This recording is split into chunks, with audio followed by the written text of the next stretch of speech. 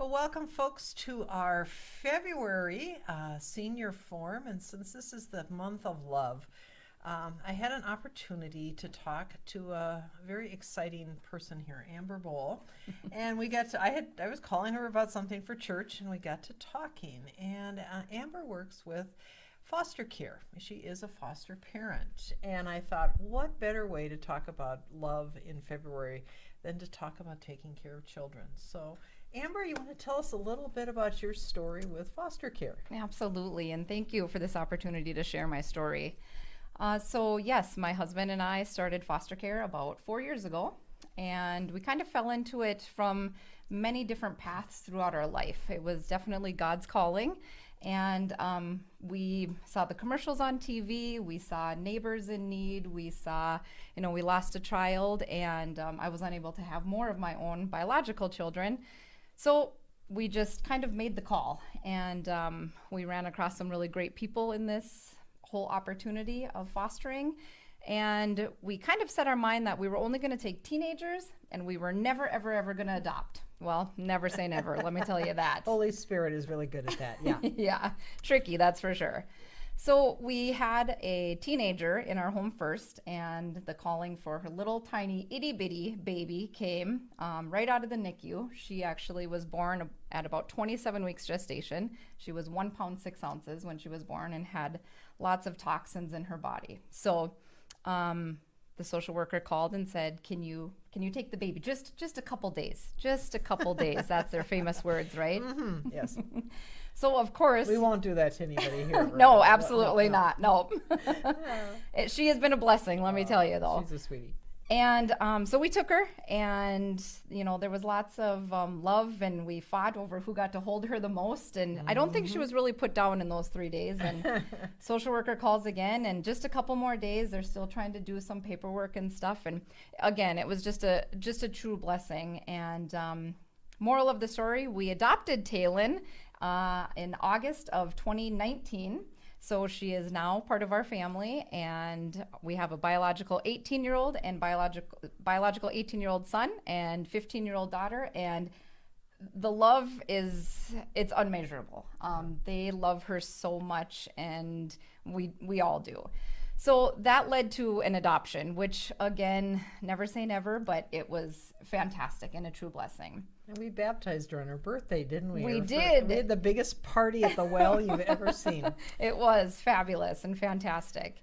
And so, which leads us into more of the fostering. So we do a lot of care for other children in need, and so many things, so many simple things that they don't have and need to be met.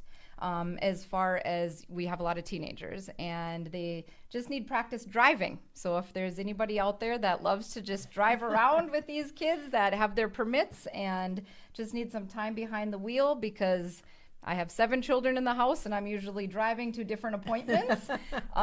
So if that's an interest, or we have a 7 and 6-year-old right now, and the 7-year-old is a little girl and she loves baking and arts and crafts, and so there is so many things that so many people in the community can help out with, as far as different things that you guys can offer. Any other questions? Well, I was just going to say, we have a little PowerPoint here of the adoption of Taylin there by, I believe that is our own Gail Haggerty, before she retired as a judge. So we have quite the connections here, and I believe that's her right in the middle there. Yep. One of the other things that's kind of neat is you guys meet here once a month. Yes. At Good Shepherd. Yes. So we have a foster care association. It's the first Tuesday evening of the month, and the foster parents get together. We have some pizza. The kids get together and have fun. We also, every spring, we do an activity at the amusement park down by Saratoga, and every fall, we usually go bowling, but I think this year we're going to do a sledding party if we get a little more snow out there. Yeah, so lots of things going on in the foster parenting world. To being supportive of each other. I don't know if people are aware that I think it's still very true, is that your average child, for them to develop well, needs 5 to 7 significant adults in their family beyond their parents. Yes, and I would agree with that. These children do spend a lot of time in therapy and telling their story, and that's not always fun for them. It's beneficial for them, but it's not always fun. So if we could have some role models from the community, that would help. That would be great. So we were talking a little bit like if your grandchildren are far away and you just need some grandma and grandpa time. These are great kids, and to share skills, whether it be woodworking, like you said, Yes. driving, going to the museums, baking. Oh, fabulous. Those are great ideas. Yes. We know the kids love to make lefse, and I'm guessing anything with potatoes, nefla, any of that good stuff, the kids would love to find out about. And they love people's stories. They love the stories Yes. of how people grew up. Yes. How you all climbed, uphill 2 miles in snow every With day no to go to shoes. school, and what country school was like, and Yep. some of you guys, and just great stuff like that. And One thing, Pastor Julie, I Yes. want to tell you, sorry to interrupt you. We had an 18-year-old that moved out into the 18 plus program, and he is doing fantastic. But this young man, he could talk to a veteran or a war hero, he loves those kind of stories. So just sitting down with a cup of coffee and just sharing your story to these young people, it's remarkable, and the bond is fabulous. And something I've heard happen is, we struggle, some of us folks, with technology. These guys are whizzes at technology. So maybe, if you want to find out how to use that pad you have, and another fun thing you could do is, by talking to this young person, have them record it for your family as part of your history. Yes. It's amazing what that gift of your story, that maybe something you don't necessarily want to tell your family right now. It's like, don't tell them till I'm dead. You can tell to these young people. They can record it and give you quite the gift. So we have a little contact information here. Whoops, it doesn't want to go to the next slide there. So how can people get more information, Amber? Yeah, so if you just have some questions and you don't want to really make the commitment yet, but if you have some questions that I could answer, my contact information is up there. I would be glad to talk with you. You are welcome to come over to my house and meet some of the kiddos in their environment, if that would make you happy or make it easier for you. And if there is something that you want to take the next step and you want to be able to help out the community a little bit more, you can reach out to Burleigh County Social Services. His name is JD at that extension 273 there. And JD can give you some more information and kind of what it takes. The process is actually pretty simple. It's some paperwork and making sure that your house is safe, like your furnace is inspected, your smoke detectors are working, that sort of thing.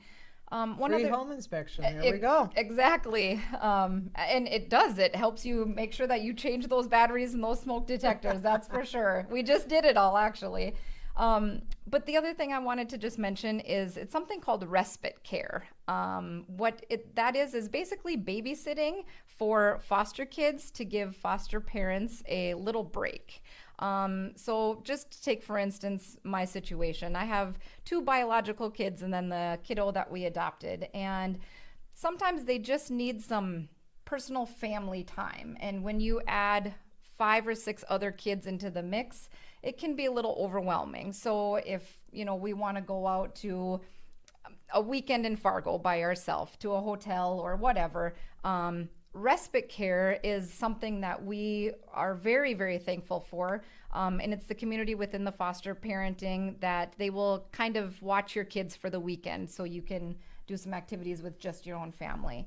We love the large family. I love to fill up the pews in church every Sunday. It really just makes my heart explode when I can fill up a full pew. But respite care is definitely something that the foster parents are very appreciative for the mere fact that sometimes we need a break too.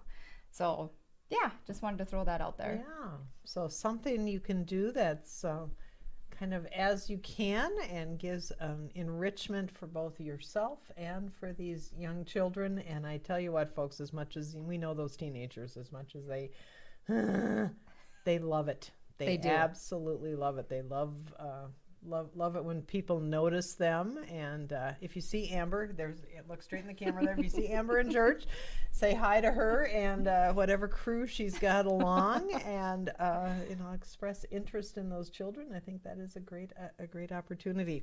I'm going to put that info up one more time there.